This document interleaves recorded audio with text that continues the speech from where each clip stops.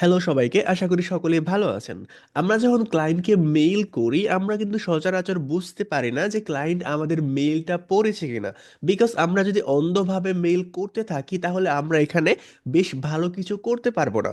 কারণ আপনি যদি দেখেন যে আপনি 100টা মেইল করেছেন, তার মধ্যে আপনি 40% অথবা আশেপাশে পার্সেন্টেজ পর্যন্ত মেইল ক্লায়েন্ট ওপেন করেছে এবং আপনার মেইলটা রিড করেছে, তাহলে আপনি হয়তোবা বুঝতেই পারবেন যে আপনার মেইলের টাইটেলটা এবং মেইলটা হয়তোবা খুবই আকর্ষণীয়, এই জন্য ওরা ওপেন করছে।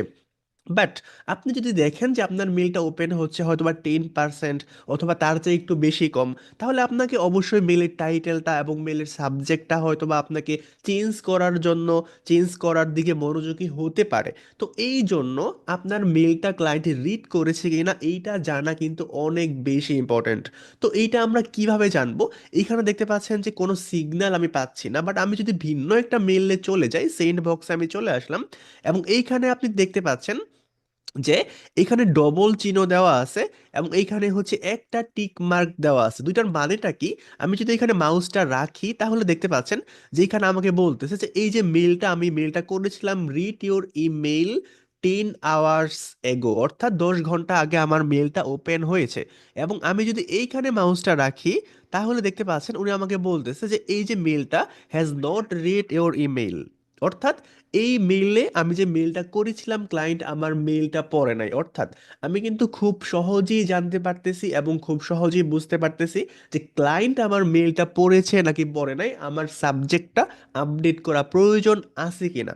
তো এই কাজটা আপনি কিভাবে করবেন, চলুন কথা না বাড়িয়ে আমরা সরাসরি আমাদের মূল কাজে চলে যাই। এট ফার্স্ট আমরা একটা ব্রাউজারে চলে আসব।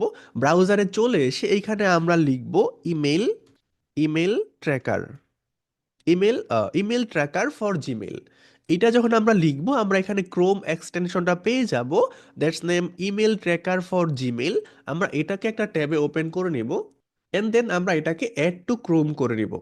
জাস্ট অ্যাড এক্সটেনশন, কয়েক সেকেন্ডের মধ্যে আপনার এটা হচ্ছে ডাউনলোড হয়ে যাবে। ডাউনলোড হয়ে যাওয়ার পরে আমরা এরকম একটা ইন্টারফেস পেয়ে যাব, অথবা আমরা এখান থেকে ডিরেক্টলি এটাকে পিন করে নিব। পিন করার পর আমরা এইখানে সাইন ইন উইথ গুগল এখানে ক্লিক করব। ক্লিক করার পর আমরা এরকম একটা ইন্টারফেসে চলে আসবো। আমাদেরকে এটা মেল দিয়ে সাইন ইন করতে হবে, তো আমরা জাস্ট মেইলে ক্লিক করব, এন্ড কন্টিনিউতে ক্লিক করব, এন্ড এটাকে একটা টিক মার্ক করে দিব, দেওয়ার পর কন্টিনিউ। এখানে ওদের দুইটা প্ল্যান আছে, একটা হচ্ছে ফ্রি প্ল্যান, একটা হচ্ছে পেইড প্ল্যান। ফ্রি প্ল্যানে আপনি কি কি পাবেন এবং পেইড প্ল্যানে আপনি কি কি পাবেন আপনি পড়ে নিতে পারেন। তো আমরা জাস্ট ফ্রি প্ল্যানটাকে সিলেক্ট করব, আমরা এখন পেইড ইউজ করব না, আপনি চাইলে ইউজ করতে পারেন। ব্যাস, আমাদের কাজ হয়ে গেছে। জাস্ট আমরা গো টু ইমেইলে ক্লিক করব এবং ওকেতে ক্লিক করব। এখন আপনি দেখতে পাচ্ছেন যে প্রত্যেকটা ইমেইলের পাশে কিন্তু দুইটা টিক চিহ্ন দেওয়া আছে, বাট এইটা ইউজ করার আগে আপনি যে মেইলগুলো পাঠাইছেন, ওই মেইলগুলোতে হয়তো বা সিগন্যালটা আপনি নাও পেতে পারেন।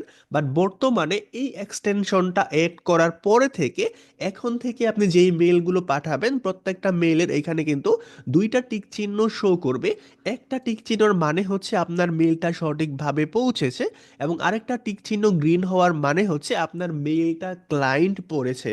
তো এইভাবে খুব ইজিলি ক্লায়েন্ট আপনার মেইল পড়েছে কিনা আপনি খুব সহজেই জানতে পারবেন। সো আজকে টিউটোরিয়ালটি যদি ভালো লাগে, তাহলে অবশ্যই ভিডিওতে একটা লাইক এবং কমেন্ট করে জানাবেন ভিডিওটি আপনার কেমন লেগেছে। সো আর আপনি যদি বায়ার ফাইন্ডিং ভিডিও দেখতে চান, আমাদের চ্যানেলের প্লেলিস্টে চলে যাবেন, এবং ওইখানে কিন্তু অনেকগুলো বায়ার ফাইন্ডিং আছে, আপনি যে কোনো ভিডিও দেখতে পারেন। এবং অবশ্যই রেকমেন্ড করব সাবস্ক্রাইব করে আমাদের ফ্রিল্যান্সিং স্কুল বিডি পরিবারের একজন সদস্য হয়ে থাকবেন। আজকের মতো এ পর্যন্তই, দেখা হবে অন্য কোনো ভিডিওতে। টাটা।